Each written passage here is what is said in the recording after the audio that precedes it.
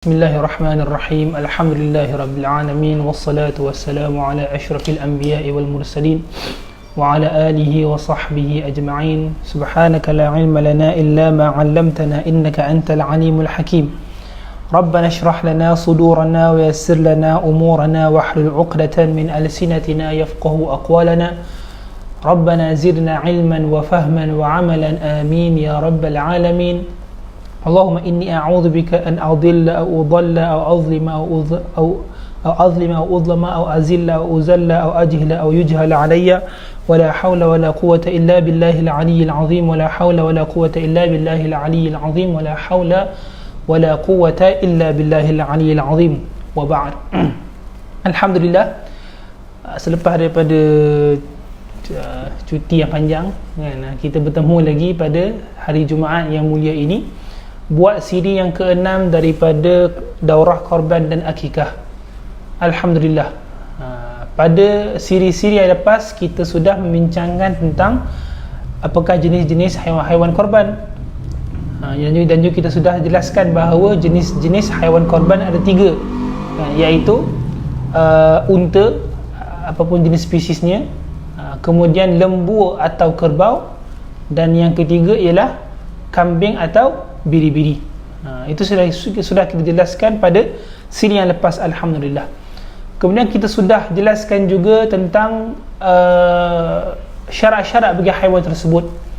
Syarat-syarat bagi haiwan tersebut, bukannya sebarangan haiwan atau bukannya sebarangan jenis-jenis daripada haiwan korban tersebut boleh dijadikan sebagai korban, namun perlu menepati syarat-syarat yang telah dibahaskan, yang telah dibincangkan oleh para ulama, barulah haiwan tersebut sah dijadikan sebagai korban. Kemudian kita sudah bincangkan juga tentang niat dan juga waktu sembelihan, niat berkorban dan juga bilakah waktu bermula sembelihan yang dikira sah sebagai korban, dan juga waktu berakhirnya waktu tersebut. Baik, Alhamdulillah. Jadi itu semua kita sudah bincangkan pada siri-siri yang lepas. Kalau hendak ulang kaji balik, mungkin boleh tengok video-video tersebut, rakaman-rakaman tersebut yang berada di YouTube. Di YouTube Al-Ittisam Relief Program Association.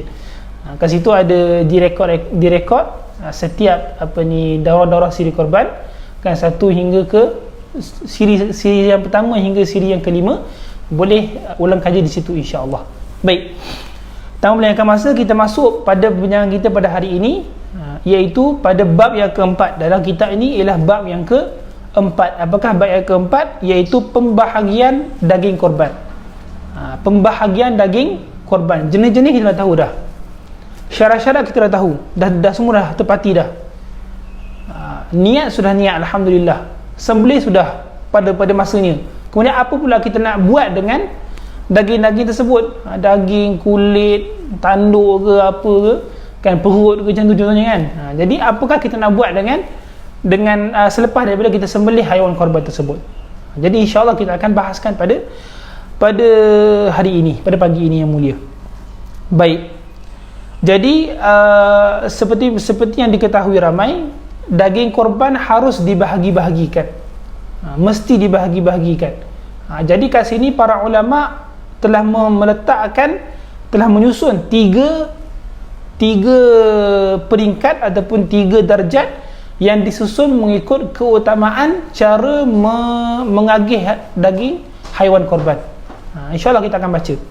Kata penulis rahimahullah, qala musannifu rahimahullah ta'ala wa nafa'ana bi'ulumihi wa bi'asrarihi fid daraini amin. Qala, berkata penulis, peringkat keutamaan.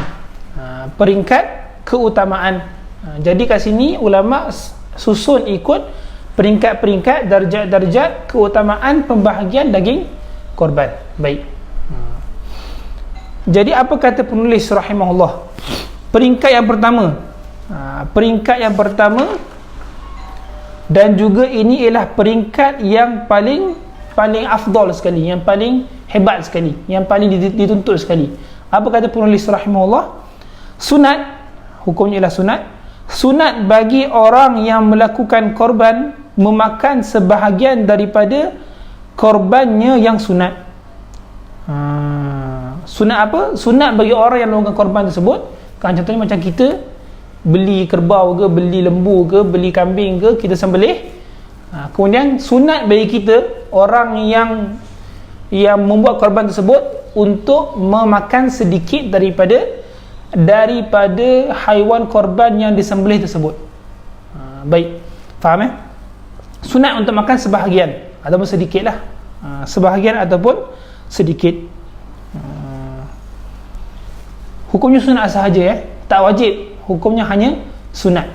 Kalau dia nak bagi semua pun, dia tak makan pun tak ada masalah kan. Dia nak bagi semua, contoh macam dia sembelih sayur kambing tu semua dibagi kepada orang miskin, tak ada masalah, itu bagus juga. Tapi sunat yang lebih afdalnya ialah orang yang melakukan korban tersebut mengambil sedikit daripada daging haiwan korban tersebut dan juga makannya, dan juga memakannya. Baik, kata lagi penulis, tetapi yang lebih utama ialah dia memakan sedikit sahaja daripadanya sebagai mengambil berkat dengan daging tersebut. Makan sedikit sahaja, bukannya makan banyak sangat. Kalau nak dapat peringkat yang paling afdal, peringkat yang paling mulia, paling diutamakan ialah dia makan sikit sahaja, bukan makan semua. Dia makan sedikit sahaja.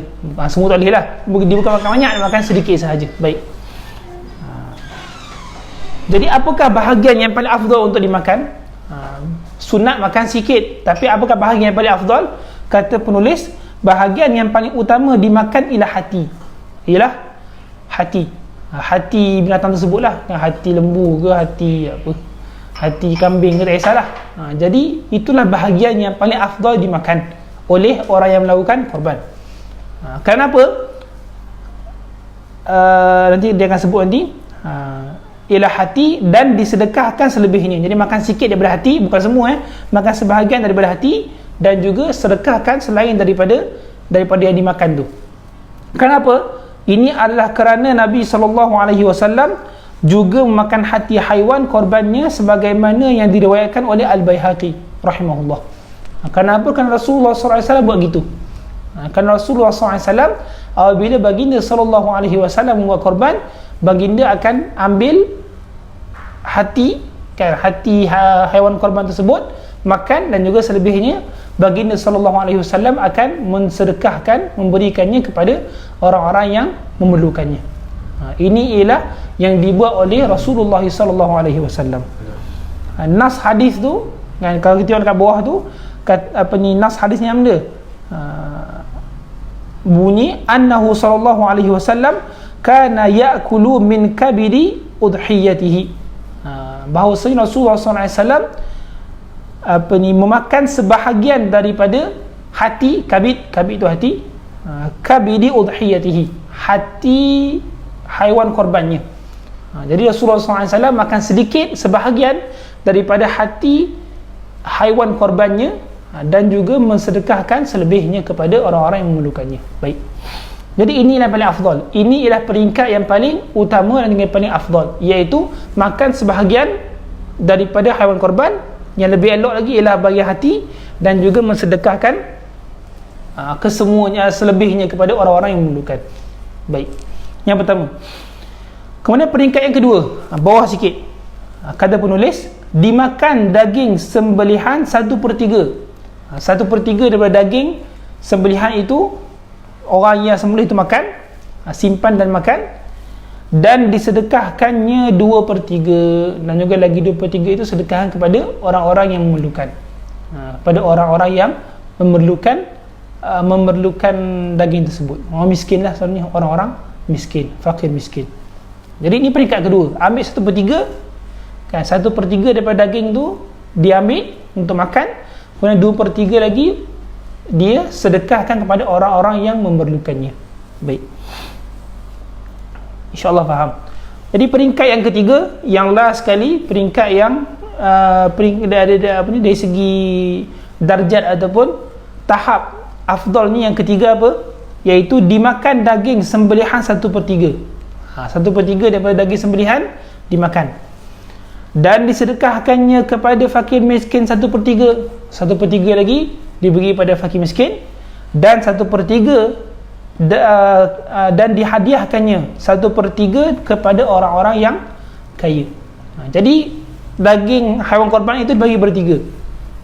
1/3 daripada haiwan korban tersebut dimakan, 1/3 lagi dia sedekahkan kepada orang-orang fakir miskin, 1/3 lagi dia hadiahkan kepada orang-orang yang kaya. Orang kaya ni bukannya maksudnya orang jutawan kaya, maksudnya orang yang tak perlukan dia tak perlukan sangat pada daging tersebut, maksudnya dia mampu. Dia mampu. Orang kaya sini bukannya maksudnya orang jutawan ke apa ke, bilioner ke apa. Tapi ini yang dimasukkan sini ialah orang yang mampu, orang-orang yang mampu. Jadi 1/3 untuk makan sendiri, 1/3 kepada fakir miskin, 1/3 untuk orang-orang yang mampu, orang-orang yang kaya. Baik. Jadi inilah peringkat yang ketiga. Jadi 3 peringkat. Peringkat yang pertama, makan sebahagian, yang paling afdalnya ialah hati, dan juga sedekahkan selain selebihnya. Peringkat yang kedua ialah makan 1/3 dan 2/3 disedekahkan kepada orang-orang yang miskin, yang fakir miskin. Dan juga yang ketiga ialah 1/3 makan, 1/3 sedekahkan kepada fakir miskin, 1/3 lagi dihadiahkan kepada orang-orang yang mampu, orang-orang yang kaya. Baik, faham insya-Allah. Jadi ini ialah peringkat afdal, cara pembahagian daging korban. Baik. Jadi seperti kita cakap tadi, pada masalah makan sedikit, adakah hukumnya sunat atau wajib? Hukumnya hanyalah sunat. Hukumnya hanya adalah sunat. Boleh sahaja orang yang melakukan korban tersebut dia sedekah semua. Semua dia sedekahkan. Dan dia kata tak perlu, aku dah banyak dah daging kat rumah, contohnya lah. Ataupun semua disedekahkan dan juga bagi kepada orang-orang kaya. Jadi ketika tak ada masalah. Makan sedikit daripada haiwan korban tersebut, hukumnya hanyalah sunat. Hukumnya hanyalah sunat. Tapi afdalnya gitulah, makan sedikit. Baik. Kata penulis lagi, pada ketiga peringkat tersebut diberi pahala penuh kerana korban dan diberi pahala sedekah menurut sebanyak mana ia dilakukan. Pada ketiga-tiga peringkat tersebut, peringkat pertama, peringkat kedua, peringkat ketiga, semuanya diberi pahala penuh untuk korban. Semuanya diberi pahala penuh bagi pahala korban, bagi pahala korban. Kemudian dia beri juga pahala sedekah. Tapi pahala sedekah ni dia mengikut banyak mana yang disedekahkan kepada orang-orang yang fakir miskin. Jadi itu cara. Sebab itulah yang paling afdalnya ialah peringkat yang pertama, sebabkan dia dapat pahala penuh korban. Lepas tu dia sedekahkan kebanyakan dia punya daging haiwan korbannya. Makan sedikit itu kerana hendak mengikut Rasulullah SAW punya perbuatan. Baik. Tidak hilang pahala korbannya dengan sebab dimakan atau dihadiahkan selebihnya. Jadi yang hadiahkan kepada orang kaya tu dan juga yang makan tu, adakah menghilangkan pahala korbannya? Tidak. Tidak menghilangkan pahala korbannya. Cuma pahala sedekah dia kurang sikit lah, sebabkan dia sedekahkan sikit sahaja, 1/3 sahaja contohnya. Jadi itulah maksudnya, itu yang dimasukkannya. Pahala korban tetap juga pahala penuh. Pahala korban tetap juga penuh, tak menjejaskan pahala korbannya. Baik, faham insyaAllah?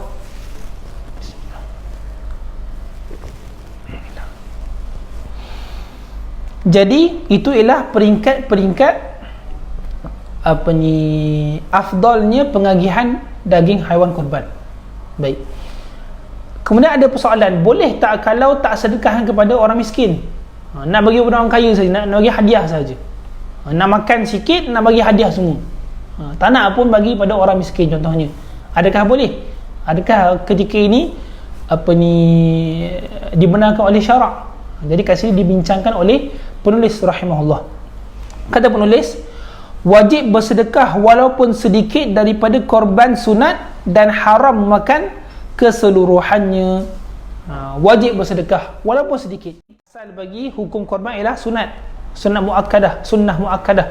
Jadi kalau seorang tu dia buat korban, hukumnya ialah sunnah muakkadah. Kita dah bincangkan pada awal sekali.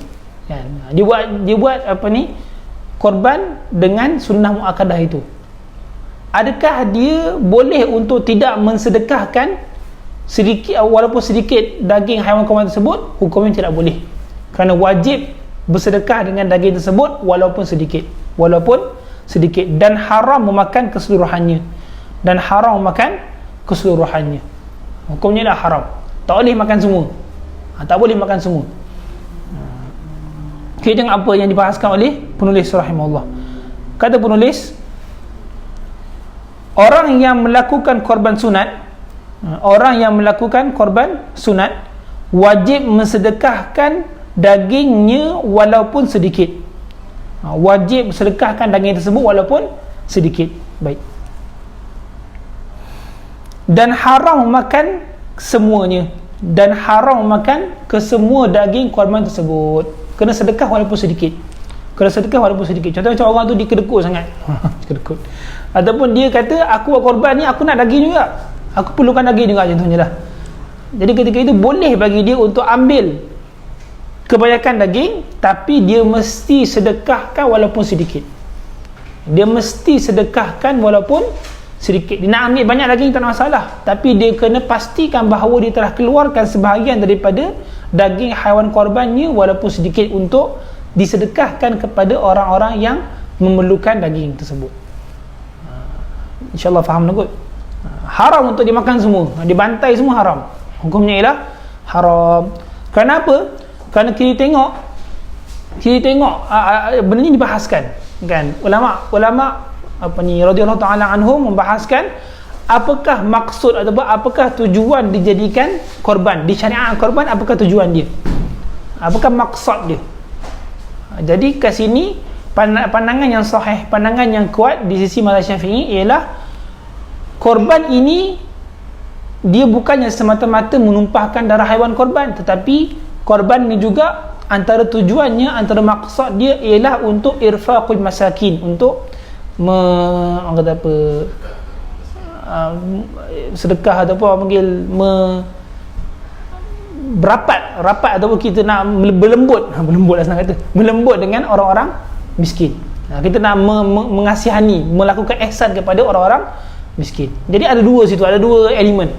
Yang pertama menumpahkan darah, kita dah bahaskan dah kan, tentang hadis Rasulullah SAW yang mengatakan bahawa amalan yang paling afdal pada hari raya nanti ialah menumpahkan darah haiwan korban. Kemudian bukan setakat itu, yang kedua mesti juga kita irfaqul masakin, kita melakukan ihsan kepada orang-orang miskin, Kat sini ada soalan yang berkaitan lah. Kata orang yang bagi soalan ni, bagaimana kalau berkorban di luar negara, peserta tidak dapat makan daging korbannya walaupun sedikit? Macam mana kalau orang tu dia buat korban dekat luar negara, kan jauh, contohnya macam Syria, Nepal ataupun Palestin, dia buat sana, kan takkanlah nak nak DHL nak hantar kurier kan, Ninja Van ke apa ke, kan, hantar kurier daging ke Malaysia untuk makan sedikit, boleh tak? Tak ada masalah. Hukum makan sedikit daripada haiwan korban hukumnya hanyalah sunat. Korbannya tetap juga sah, dan juga pahala sedekahnya tetap juga dapat. Gitu. Bahkan mungkin lebih afdal. Kenapa? Kerana kadang-kadang kita tengok orang luar negara ni lagi teruk dia punya keperluan dia, kesengsaraan dia, kan. Jadi tengoklah, kan, ikut peserta korban tu, tengoklah, dia kena fikir masa nak buat tu nak buat kat mana, kan. Jadi kena tengoklah dulu, nak buat kat Malaysia ke, nak buat dekat luar negara ke, masing-masing dekat pilihan itu masing-masing ada kelebihannya. Jadi jawapan dia ialah tak ada masalah, hukumnya hanyalah sunat, makan sedikit daripada daging haiwan korban. Tak ada masalah. Baik. Okey. Jadi kita balik dulu tadi, daging haiwan korban mesti disedekahkan walaupun sedikit. Kalau tak disedekahkan ketika itu, orang yang melakukan korban itu dia ketika itu dia kira berhutang ketika itu. ketika itu dia dikira sebagai berhutang. Contohnya macam orang tu dia tak tahu, dia ingat ibadah korban ni hanya menumpahkan darah, lepas tu dia boleh ambil daging tu ataupun hadiah ke, buat jamuan terus ke, dia buat gitu. Lepas tu dapat berita, teman dia belajar, rupanya kena keluarkan walaupun sedikit. Jadi macam mana nak buat? Ketika itu dia dikira sebagai berhutang dengan orang miskin. Dia kena juga beli daging dan juga sedekahkan kepada orang-orang miskin untuk menampung yang kesilapan yang dibuat sebelum itu. Jadi itu kena ambil perhatian lah. Baik. Jadi ini berdasarkan apa? Ini berdasarkan firman Allah Subhanahu Wa Taala dalam suratul Hajj ayat 36 mengenai hadiah yang sunat dan korban yang sunat. A'udzubillahi minasyaitonirrajim. Fakulu minha wa at'imul qani'a wal mu'tar. Apa maksud dia? Makanlah olehmu daripadanya, iaitu daripada korban, daripada haiwan korban, dan hendaklah kamu memberi makan terhadap orang yang tidak meminta dan orang yang meminta. Maksudnya kena juga bagi sedekah kepada orang-orang yang memerlukannya, orang-orang fakir dan miskin. Orang-orang fakir dan miskin. Baik. Jadi kita dah bahaskan dah, perlu sedekahkan sedikit daripada daging haiwan korban kepada orang-orang fakir dan miskin. Baik. Kemudian dibahaskan pula kepada siapa? Siapakah yang layak untuk menerima daging haiwan korban tersebut? Adakah semua orang? Adakah kalau nampak sikit miskin kita boleh bagi? Kita akan dibahaskan selepas ini. Baik. Kata penulis, wajib hendaklah disedekahkan daging yang mentah walaupun kepada seorang penerima yang layak. Wajib bersedekah dengan daging yang mentah lagi basah. Kena bagi daging yang mentah lagi basah. Maksud itu, maksud daging yang fresh tu, daging yang segar tu. Jangan bagi daging yang dah dah disalai ke, yang dah dimasak ke. Jangan. Ini bukan akikah sunat masak, tapi korban ni disunat ataupun dimesti wajib untuk sedekahkan daging yang segar tu. Yang segar tu. Daging yang mentah lagi basah kepada apa? Kepada fakir atau miskin yang Islam. Fakir atau miskin yang Islam lagi merdeka walaupun seorang.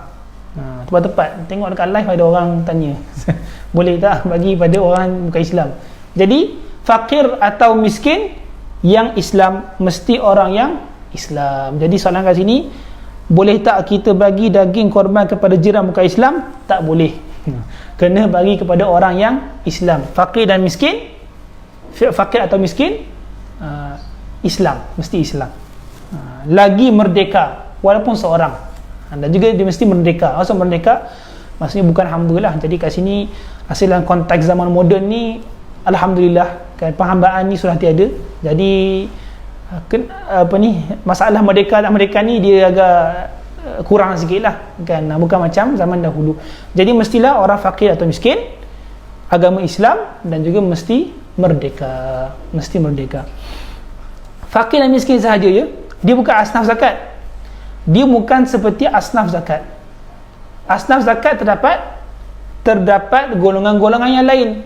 Terdapat fi sabilillah, terdapat ibnu sabil, terdapat orang yang berhutang. Tapi tidak pada pembahagian daging haiwan korban, hanya fakir dan miskin. Fakir dan miskin itu apa benda? Dibahaskan juga oleh para ulama secara ringkasnya. Dua-duanya miskin, kalau dalam bahasa Melayu ni miskin lah. Tapi fakir ini lebih teruk daripada orang miskin. Lebih teruk hal dia punya keadaan lagi teruk daripada orang miskin. Orang miskin ni senang kata ulama Syafi'i yang membahaskan, orang yang miskin ini ialah dia bekerja dan juga dia dapat separuh atau lebih daripada keperluan harian dia. Contoh macam dia sehari dia perlukan RM10. Jadi mata pencarian dia hanya dapat RM5 ataupun RM9 saja. RM5 ke RM9 contohnya. Itu miskin. Itu kategori miskin. Dia hanya dapat apa ni, keperluan seharian dia separuh hingga separuh, dan juga tak penuh. Contoh macam RM10 dia hanya dapat seharian RM5 sehingga RM9 sahaja. Faham? Itu miskin. Adapun fakir, macam mana fakir? Fakir ialah orang yang tak dapat keperluan sehariannya tapi kurang daripada separuh. Contoh macam dia perlu RM10 setiap hari, dia dapat RM4 hingga Allah mungkin sampai tak dapat langsung. Jadi itu dinamakan sebagai fakir. Itu bezalah. Beza antara antara fakir dan miskin. Terdapat perbahasannya dekat bahasan zakat. Baik. Yang kedua, siapakah yang layak? Hamba yang mukatab.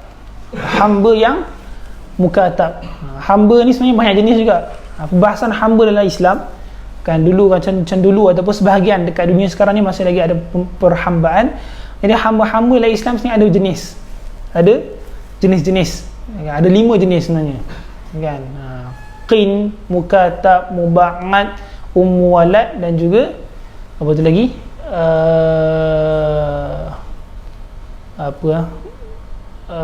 mudabbar. Jelas sekali. Jadi dari 5 tu, tak nak jelaskan semua, pening pala. Hamba yang mukatab. Apakah hamba yang mukatab? Hamba yang mukatab ini ialah hamba yang ada kontrak dengan tuan dia. Hamba yang ada kontrak dengan tuan dia. Tuan dia kata, kalau kau dapat bagi aku sebahagian jumlah wang dalam tempoh yang tertentu mengikut ansur-ansur, aku akan bebaskan kau. Itu hamba mukatab. Dia ada kontrak dengan tuan dia. Jadi kontrak dia apa? Kontrak dia ialah hamba tu kena bekerja, bagi sejumlah wang kepada tuan dia dalam tempoh waktu yang tertentu, nanti tuan itu akan bebaskan dia. Jadi itu dinamakan sebagai hamba mukatab. Jadi hamba yang mukatab boleh menerima daging korban. Sebab apa? Sebab hendak memudahkan dia lagi untuk merdeka. Tengok, sebenarnya Islam ni dia menyuruh umat dia ataupun menggesa umat dia kepada menolong membebaskan hamba. Menolong kepada pembebasan hamba. Sebab itulah banyak, contohnya macam hatta dekat zakat sekalipun, antara asnaf zakat ialah hamba yang mukatab. Kenapa? Kerana hendak menolong dia membebaskan diri. Hendak menolong dia membebaskan diri. Jadi hamba yang mukatab, hamba yang ada kontrak dengan tuan ini, ketika ini boleh untuk dia menerima daging. Tapi ada syarat. Jika orang yang memberikan daging itu bukan tuannya. Jika orang yang bagi daging bukan tuannya. Kalau tuan dia bagi, itu tak dikira sebagai sedekah lah kan? Sebab itu memang bawah tanggungan dia pun. Ini ialah orang yang bukan tuan dia. Orang yang bukan tuan dia. Contoh macam kan, kita ada sembelih haiwan korban, nak tolong hamba mukatab ni bebaskan diri, kita tolong dia, bagi dia daging. Dia nak makan ke, nak jual ke, ikut dia lah kan. Makan boleh jimat duit sikit, nak jual boleh dapat duit lebih sikit, macam tu. Jadi hamba yang mukatab boleh menerima daging haiwan korban. Baik.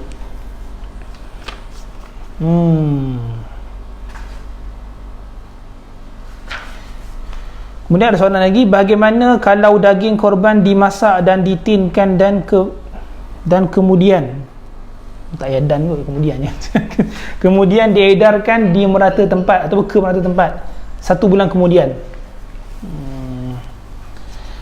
Dimasak, kalau dimasak tak boleh lah, sebab kan yang disyaratkan mestilah daging yang mentah. Kemudian diedarkan, masak tak boleh lah. Ini bukan akikah sunat masak. Masakan yang manis, tak tahulah orang Melayu apa masakan manis kan. Apa tak tahulah. Masak merah ke pedas juga gitu lah. Jadi itu akikah. Korban tidak. Korban perlu bagi daging yang mentah lagi basah. Disebut lagi basah kan. Daging yang mentah lagi basah. Setakat ni je lah kan. Daging yang mentah lagi basah. Jadi satu isu ni sebab ikan dimasak, Isu yang kedua ialah dia diedarkan ke mana tempat. Apakah hukum memindahkan daging korban? Baik, insyaAllah faham kot. Baik, ada soalan lagi. Rumah anak yatim boleh ke terima daging korban? Tengok anak yatim tu fakir atau miskin ke tak? Kadang ada anak, kadang kata apa, ada juga anak yatim yang dia berharta sebabkan contohnya macam mak ayah dia banyak harta, mak ayah dia meninggal, lepas tu harta tu diwariskan oleh anak tu lah. Jadi tengok kalau anak anak yatim kan, anak-anak yatim tu daripada dia di golongan fakir dan miskin, maksudnya dia tak ada harta pencarian dan juga dia tak ada harta, ketika itu dia dikira ataupun dibolehkan untuk menerima daging korban. Tengok adakah dia masuk dalam kategori tu, dia masuk dalam kategori tu tak. Jadi anak yatim ni tengok adakah dia mempunyai harta pencarian. Tak adalah, sebabkan dia muda lagi contohnya. Adakah dia mempunyai harta, adakah dia ada harta yang diwarisi daripada mak ayah dia. Kalau tak ada, ketika itu dia termasuklah dalam asnaf, atau bukan asnaf lah, masuk dalam golongan fakir dan miskin. Golongan fakir dan miskin. Kita tengok satu. Baik, harap menjawab lah. Jadi orang yang fakir, miskin, Islam dan juga merdeka ataupun hamba yang mukatab boleh menerima daging haiwan korban. Kemudian daging apa pula yang nak kena? Yang nak kena edarkan. Boleh tak bagi perut ke orang? Dia nak daging semua, daging merah aku nak semua, perut ni aku tak nak, bagi kepada orang miskin. Jadi inilah yang disedekahkan, bagi perut. Sebab dia tak suka perut contohnya. Ataupun bagi kulit, aku tak makan, aku nak semua, perut aku makan juga, nak bagi kulit je. Ada orang makan kulit juga, dia kata kan, kulit pun boleh dimasak juga. Jadi apakah yang boleh diedarkan, ataupun apakah yang boleh disedekahkan? Kata penulis, selain daging mentah tidak gugur kewajipan, kena bagi juga daging yang mentah. Daging, macam nak tahu daging ke tak? Tengok orang kat situ panggil tu daging ke tak. Tanya orang situ, ataupun tanya ahli bahasa, perut tu daging ke tak? Orang tak panggil perut daging, orang tak panggil perut daging. Kalau orang masak contohnya macam daging gulai, tak adanya tiba dibuka perut, tak ada kan. Daging tu daging, dia tahu daging tu benda. Jadi selagi mana dia panggil sebagai daging, itu yang perlu disedekahkan kepada orang fakir dan miskin. Baik. Kemudian apa kata penulis? Tidak boleh bersedekah barang yang tidak dinamakan daging. Tak boleh disedekahkan kecuali benda yang dinamakan daging. Adakah perut itu daging? Tidak. Hatta orang Melayu pun tak panggil perut itu daging kan. Kulit itu daging tak, orang Melayu tak panggil kulit itu daging. Kalau masak kulit panggil masak kulit, tak ada masak daging ni kan. Okay, faham Jadi tak boleh untuk kita sedekahkan. Yang sedekahkan tu bukan tak sedekahkan, maksudnya adakah kita sedekahkan benda ni gugurkan kewajipan bersedekah itu. Jadi benda yang tak dinamakan daging tak boleh, dia tidak menggugurkan kewajipan bersedekah itu. Seperti apa? Seperti kulit, hati, ginjal atau perut. Seperti kulit, hati, ginjal atau perut. Jadi benda-benda ini tidak dinamakan sebagai daging. Jadi kalaulah orang tu diambil semua, bolot semua, dikeluarkan ginjal sahaja, disedekahkan ginjal sahaja, ataupun disedekahkan hati sahaja, kulit sahaja kan, perut sahaja, adakah gugur kewajipan bersedekah? Tidak gugur, tetap juga dia kena keluarkan daging. Okey, faham? Faham kan? Okey. Tidak boleh bersedekah daging yang sudah dimasak, tetapi harus bersedekah, harus maksudnya mestilah, wajib bersedekah daging mentah yang kering. Harus bersedekah daging mentah yang kering. Tak boleh bersedekah daging yang dah dimasak. Tak boleh bersedekah daging yang sudah dimasak. Kita masak, kita jemput orang makan, adakah itu dikira sebagai bersedekah kepada fakir dan miskin? Tidak. Mesti bagi daging yang mentah. Dan harus bersedekah daging mentah yang kering. Macam mana lah daging mentah yang dah dikeringkan? Hukumnya ialah harus. Boleh kan, tapi pokoknya ialah tak boleh nak dimasak, mestilah daging itu tak dimasak. Baik.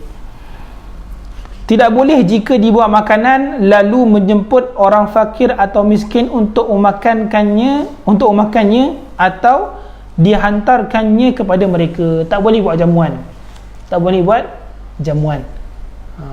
Pergi buat jamuan kan, apa ni, sebelih korban, lepas tu masak, buat jamuan, ajak orang miskin, adakah dikira sebagai bersedekah kepada orang fakir miskin? Tidak. Tidak, dia perlu daging yang mentah. Baik, insyaAllah faham kot. Soalan lagi, apakah boleh niat nak buat akikah dan ibadah korban disekalikan? Nak sekalikan, nak buat korban dengan nak buat akikah. Kalau itu kan tak boleh lah nak disekalikan, digabungkan.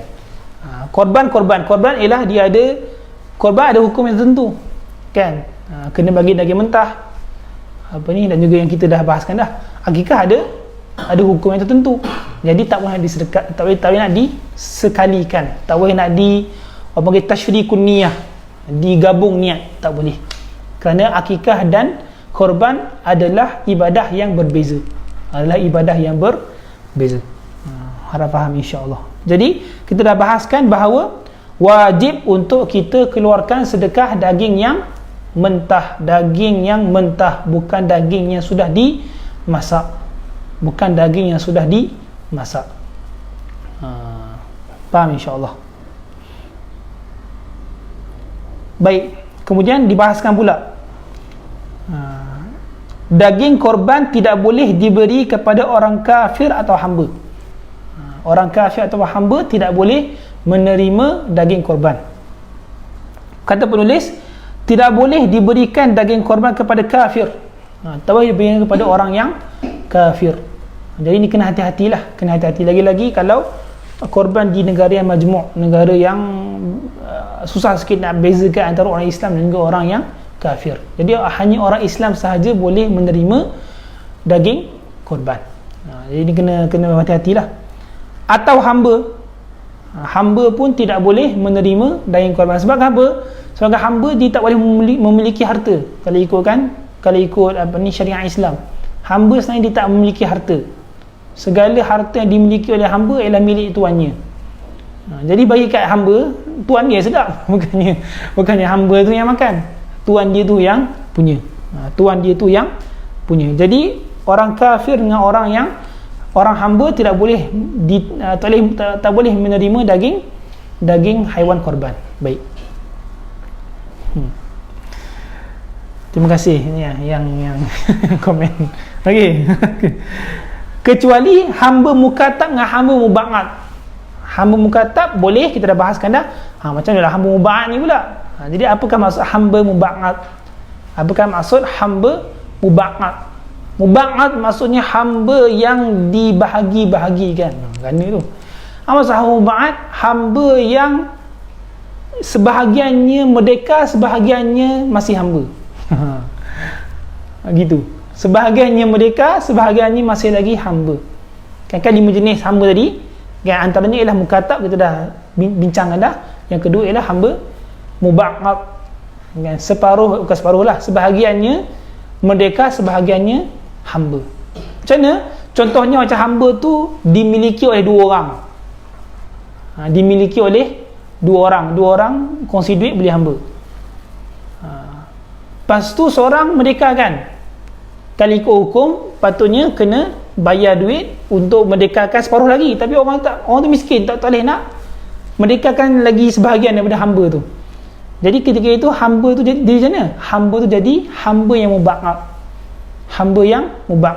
Hamba yang separuh merdeka, separuh hamba. Macam mana? Macam mana dia punya kehidupan seharian je? Dia kena kautim dengan tuan ni lah, kan? Sehari merdeka, sehari hamba ke, 2 hari merdeka, 2 hari hamba ke, ikut. Dia kena kautim dengan tuan dia. Jadi hamba yang muba'ad boleh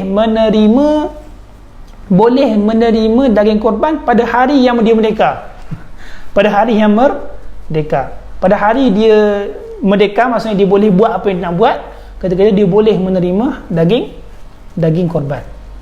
Boleh menerima daging korban. Pada hari yang dia hamba, tidak boleh menerima daging korban. Sebabkan hari itu dia hamba. Jadi ketika itu dia tak kalau dia menerima sesuatu, harta tu bukan harta dia. Harta tu bukannya harta dia. InsyaAllah faham. Baik. Kemudian ada masa lagi. Jadi kena hati-hatilah kan, tak boleh nak dibahagi, tak nak diedarkan kepada orang yang kafir ataupun hamba. Begitu. Kemudian kata penulis lagi, bahagian fakir miskin wajib diganti jika terlupa untuk diagihkan kepada mereka. Ini kita sudah sebut dah. Macam mana kalau orang tu dia tersilap, dia termakan semua termakan semua, dia ingat boleh masak, dia masak semua, lepas tu tiba orang bagi tahu dia tak boleh masak semua, kena bagi yang mentah. Jadi apakah dia kena buat? Ketika itu wajib diganti, wajib untuk dia gantilah, maksudnya dia qada balik benda tu kan. Kata penulis, jika daging korban dimakan atau dihadiahkan ke semuanya, maka dia hendaklah membayar ganti rugi. Dia hendaklah membayar ganti rugi sekadar yang wajib ke atasnya untuk disedekahkan. Dia kena keluarkan harta dia untuk menampung ataupun untuk membayar ganti rugi yang dia patutnya keluarkan kepada orang-orang miskin. Macam mana dia kena buat? Justru dia hendaklah membeli daging yang perlu disedekahkan dengan harganya sebagai ganti daging yang telah dimakan. Jangan, tak perlu untuk sembelih seekor lagi, habis dia kan, susah gitu. Dia perlu beli daging kan, beli daging dengan duit dia kan, tak kisahlah macam mana pun, yang sekadar yang memadai untuk disedekahkan, kemudian sedekahkan kepada orang fakir miskin.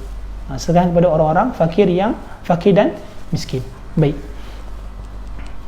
insyaAllah faham. Jadi kalau terlupa boleh qada balik, boleh gantikan dengan macam mana? Kita beli daging dan kita sedekahkan kepada orang yang fakir dan miskin. Kemudian memberi daging korban kepada orang kaya. Apa hukum dia? Bagi daging korban kepada orang yang kaya. Kata penulis, haram memberikan daging korban kepada orang kaya yang ingin menjualnya atau sebagainya, tetapi harus memberikan kepadanya sebagai hadiah. Kalau bagi pada orang yang kaya, kena pastikan orang yang kaya tu tujuan dia ambil daging tu bukan untuk jual, bukan untuk buat bisnes contohnya kan, jual daging korban. Kena pastikan tu. Orang yang kaya apabila dia menerima daging, dia hanya boleh makan saja, makan. Jangan buat bisnes jual daging korban pula, tak boleh. Orang kaya tak boleh buat gitu. Macam mana orang miskin lah? Orang miskin tak ada masalah. Orang fakir dan miskin apabila dia menerima daging tersebut, daging tu hak dia suka dia nak buat benda. Dia nak jual tak ada masalah, dia nak makan tak ada masalah, dia nak hadiahkan balik tak ada masalah, dia nak sedekahkan balik tak ada masalah. Jadi orang fakir miskin apabila dia menerima tu tak ada masalah, itu hak dia.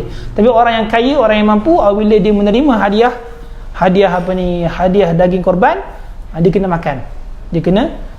Tak boleh nak jual balik, tak boleh nak jual. Okay. Baik. Kemudian kata penulis lagi, hukum daging korban yang dihadiahkan kepada orang kaya sama dengan orang yang melakukan korban. Kata penulis, oleh itu tidak boleh bagi orang kaya bertindak terhadap daging itu dengan menjualnya atau menghibahnya. Tak boleh jual, tak boleh bagi hadiah. Hibah maksudnya bagi hadiah, hibah. Orang kaya hanya boleh makan. Orang kaya hanya boleh makan daging korban tersebut sebagai yang dihadiahkan tu. Menyedekah, bagi sedekah maksudnya, atau membuat jamuan untuk orang Islam yang lain sama ada miskin ataupun kaya. Jadi orang yang kaya hanya boleh buat dengan daging korban dia, sama ada dimakan ataupun dia sedekahkan pada orang yang lagi perlukan daripadanya, ataupun dia boleh buat jamuan kemudian jemput orang miskin dan kaya untuk makan. Itu tindakan yang dibolehkan bagi orang kaya terhadap daging korban. Ini adalah kerana orang kaya yang menerima hadiah hukumnya seperti hukum orang yang membuat korban. Jadi ketika mana orang kaya tu dapat hadiah tu, hukumnya adalah seperti hukum orang yang membuat korban. Jadi dia kena bertindak seperti orang buat korban. Tu gitu. Berapa minit ni? 19 minit. Lagi 15 minit. Dia ikut. Okey. Kemudian sambung lagi, laju sikit lah, takut tak sempat. Daging korban oleh Baitul Mal harus dimiliki oleh orang kaya. Diharuskan bagi orang yang kaya memiliki daging korban Baitul Mal yang diberikan oleh imam atau pemerintah. Tak masalah lah. Ini kalau Baitul Mal, daging daripada Baitul Mal ketika itu harus dimiliki oleh orang kaya. Orang kaya boleh memilikinya. Tak ada bahasa sangat lah. Ini bahasanya tak berkaitan dengan kita sangat. Okey. Fakir boleh menjual atau menyimpan daging korban yang disedekahkan kepadanya. Ini yang disebut tadi. Orang fakir miskin apabila dia menerima daging korban, dia layak untuk menerima daging korban kerana dia fakir atau miskin. Ketika itu dia boleh berbuat dengan daging korban itu apa-apa yang dia suka. Okay. Termasuklah menjual, termasuklah bagi hadiah dan juga lain-lain. Kata penulis, harus bagi fakir bertindak terhadap daging korban yang diterima dengan menjual, menghadiah, bersedekah atau sebagainya. Ikut dia lah, kan? Nak bagi makan kucing pun boleh, kan? Ikutlah. Nak bagi makan kucing pun boleh, tak ada masalah, kerana itu ialah harta dia, daging dia. Tetapi dia tidak harus memberikannya kepada orang kafir. Tapi tak boleh juga bagi kepada orang yang kafir. Nak jual tak ada masalah, nak sedekahkan balik, nak hadiahkan tak ada masalah, nak simpan lama-lama tak ada masalah. Tapi nak bagi kepada orang kafir tidak boleh. Tidak boleh. Baik. Jadi selesai tentang tu. Kemudian daging korban harus disimpan, tetapi haram bagi orang yang melakukan korban menjual mana-mana anggota. Menjual mana-mana anggota. Boleh tak kita simpan? Boleh tak orang yang terima tu simpan daging korban? Tak ada masalah, kan? Dia nak keringkan, nak simpan, dia masuk dalam minta ais, tak ada masalah, kan?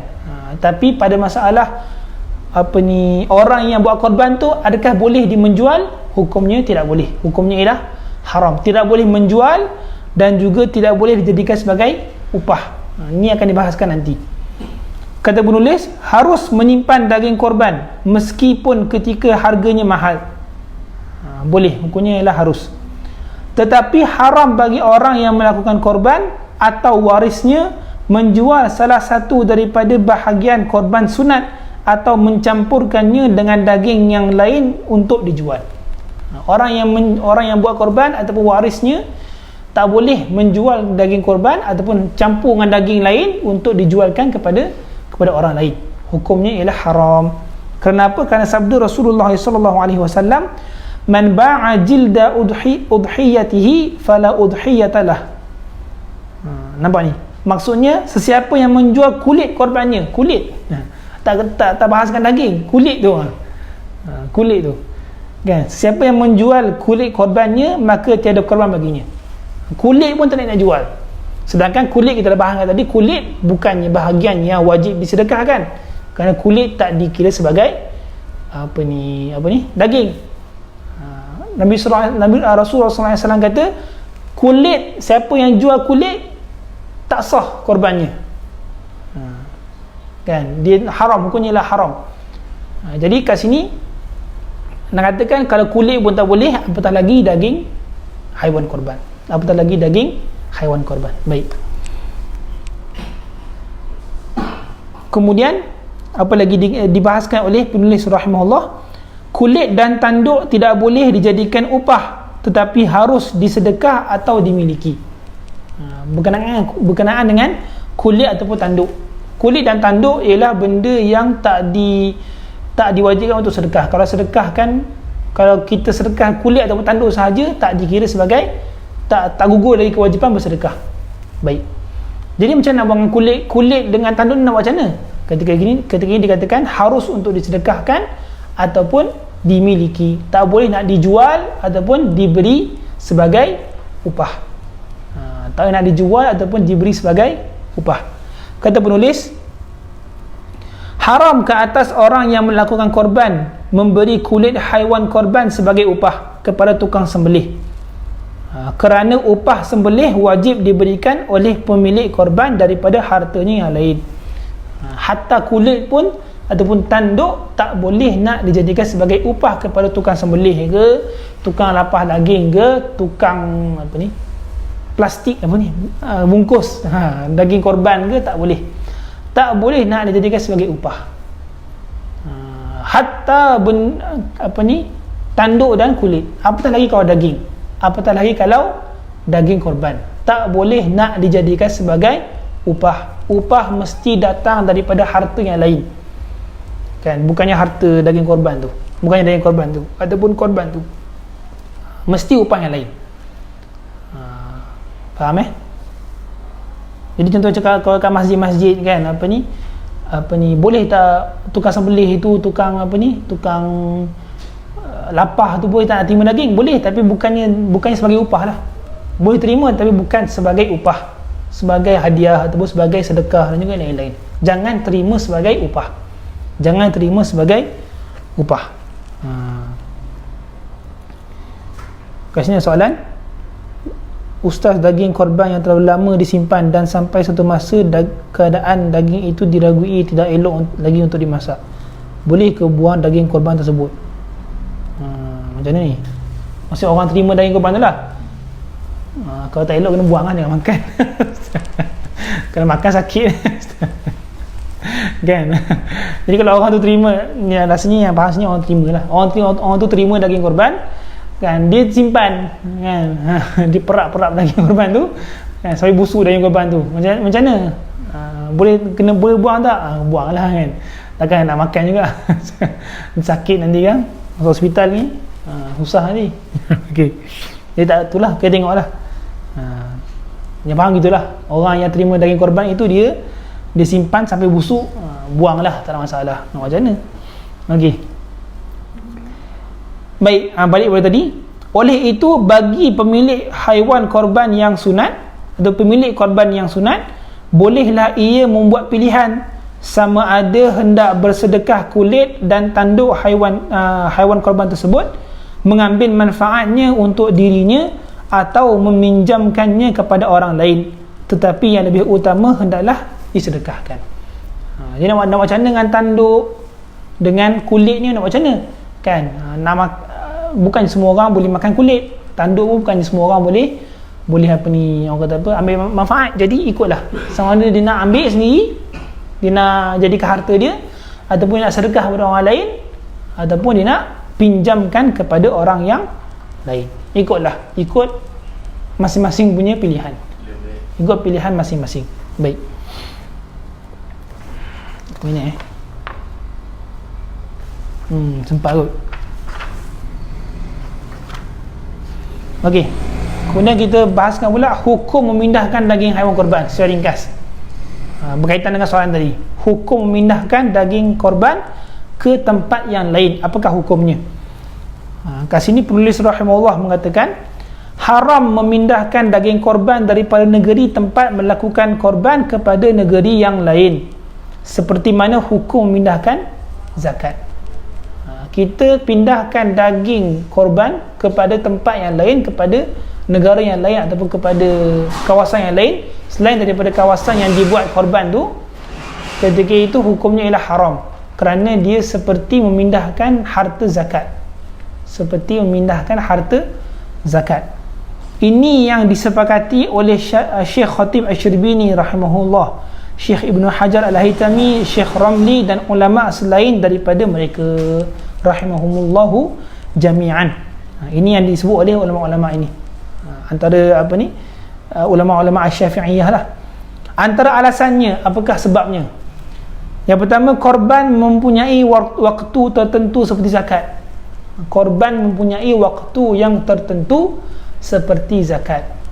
Kita dah bahaskan dah apakah waktu korban, bermula daripada selepas terbit matahari dan tempoh sekurang-kurang untuk 2 rakaat dan 2 khutbah. Itu ialah masa mula korban pada 10 Zulhijjah kan, sehinggalah terbenamnya matahari pada 13 Zulhijjah. Jadi korban ada waktu tertentu, begitu juga zakat. Jadi samalah, kat situ ada persamaan antara hukum korban dan juga hukum zakat. Yang kedua, keperluan ataupun kehendak golongan fakir kepada daging korban berlanjutan seperti keperluan mereka kepada zakat. Jadi mereka perlu kepada daging korban itu, seperti mana orang fakir miskin perlukan kepada harta zakat. Jadi kita nak pindah-pindah tu macam orang kata apa, ketika itu kita melengah-lengahkanlah kan orang fakir dan miskin itu untuk menerima daging korbannya atau pada zakat menerima harta zakatnya. Oleh itu tidak harus memindahkan dagingnya dari negeri tempat melakukan korban ke negeri yang lain. Jadi ketika itu hukum pendapat yang muktamad dalam mazhab Syafi'i ialah hukumnya ialah haram untuk memindahkan daging korban kepada tempat yang lain. Tapi nanti insya-Allah pada siri yang akan datang kita akan bahaskan pula ada pendapat yang harus, pendapat yang mengharuskan memindahkan daging korban ke tempat yang lain. Kita tak akan bahaskan pada siri yang ini pada pagi ini. InsyaAllah kita akan bahaskan pada siri yang akan datang insyaAllah tentang ada juga pendapat iaitu Al-Imam Al-Isnawi rahimahullah mengatakan harus untuk memindahkan daging korban ke kawasan yang lain, keluar kawasan dibuat sembelihan korban tersebut. InsyaAllah kita akan bahaskan pada minggu hadapan lah kan, pada minggu yang hadapan, pada hari Selasa insya-Allah. Jadi setakat sini je lah kan. Alhamdulillah kan kita sudah bahaskan sedikit sebanyak tentang pembahagian daging haiwan korban. Kita khulasah atau kesimpulan secara ringkas. Yang pertamanya ialah daging korban wajib untuk kita keluarkan walaupun sedikit untuk bersedekah. Itu wajib. Itu ialah hak orang-orang fakir dan miskin terhadap haiwan korban tersebut. Kena keluarkan walaupun sedikit. Baik. Tapi ulama ada kemudian ada ulama ada susun darjat-darjat ataupun tahap-tahap keutamaan pembahagian daging. Kita dah bahaskan tadi. Peringkat yang pertama makan sedikit, yang selebihnya disedekahkan. Ini yang paling afdal. Yang kedua 1/3 dimakan, 2/3 lagi disedekahkan. Yang ketiga 1/3 dimakan, 1/3 disedekahkan kepada fakir dan miskin, dan juga yang selebihnya 1/3 lagi dihadiahkan kepada orang-orang yang mampu atau orang yang kaya. Kemudian kita bahaskan pula siapakah yang boleh menerima haiwan korban, menerima daging haiwan korban, iaitu orang yang fakir atau miskin dan juga mestilah beragama Islam dan merdeka.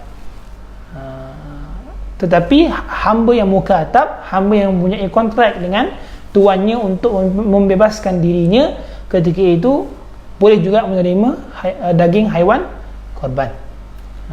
Apakah yang perlu disedekahkan? Sedekahkan bahagian mana yang melunaskan ataupun menggugurkan kewajipan bersedekah haiwan korban, daging haiwan korban tersebut, mestilah bersedekahkan daging mentah. Daging mentah yang belum dimasak. Mesti keluarkan daging mentah yang belum dimasak. Daging tu bahagian mana pun tak kisahlah kan, bahagian kaki ke bahagian belakang ke apa ke tak kisahlah, tapi mesti daging mentah yang belum dimasak disedekahkan kepada orang fakir atau miskin. Selagi mana kita dah memenuhi tuntutan itu, ataupun selagi mana kita sudah menggugurkan sudah gugur kewajipan itu, selebihnya tak kisahlah. Nak masak selebihnya ke, nak bagi hadiah selebihnya ke, nak makan selebihnya ke, tak ada masalah kan. Hukumnya tidak haram, tapi yang terlebih afdalnya ialah kita ikut pembahagian ataupun tahap-tahap pengagihan daging korban tersebut. Baik, jelas aku insya-Allah.